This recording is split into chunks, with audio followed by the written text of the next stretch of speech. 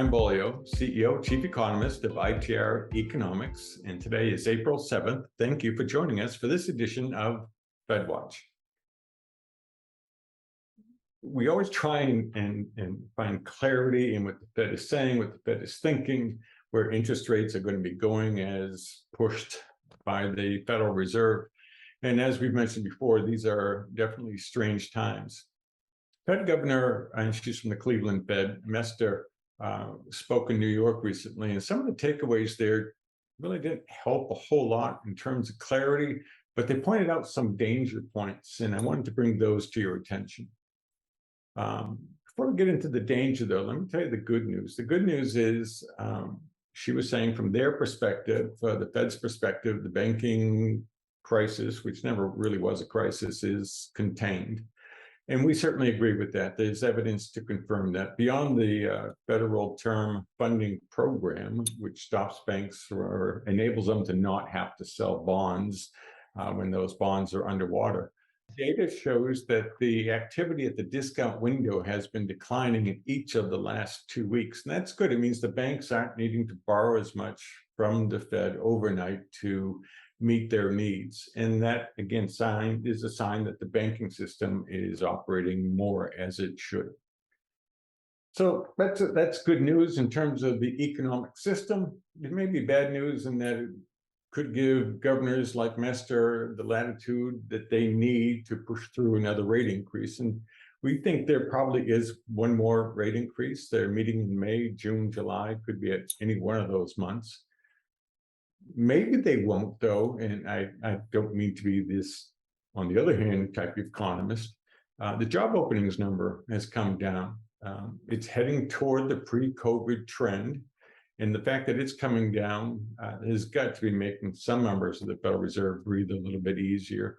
So all that suggests to us that maybe 25, maybe 50 bips more, and that'll be within the sweet spot, the range that ITR anticipated. Would occur, and we wouldn't need to change our forecast at all.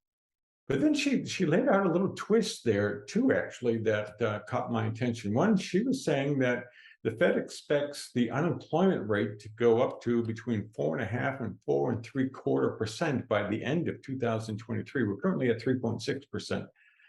So that's a considerable increase in unemployment. And when we talk to people around the country, while there are some layoffs going, they're not widespread, and moving that needle a whole percentage point is significant. And we can't help but wonder if they don't achieve that 4.5%, which is kind of a strange goal for the Federal Reserve, by the way. It probably makes it even easier for them to not lower rates when we need them to be lowering rates at the end of 2023 or early 2024 at the latest.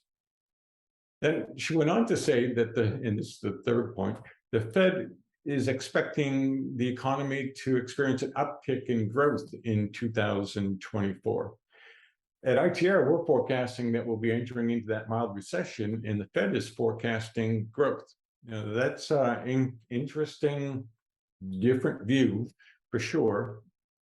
And I'm thinking, if ITR is right and our track record is better than the Fed's, then that'll perhaps catch them by surprise and get us the interest rate decline that we need to see the recovery in 2025.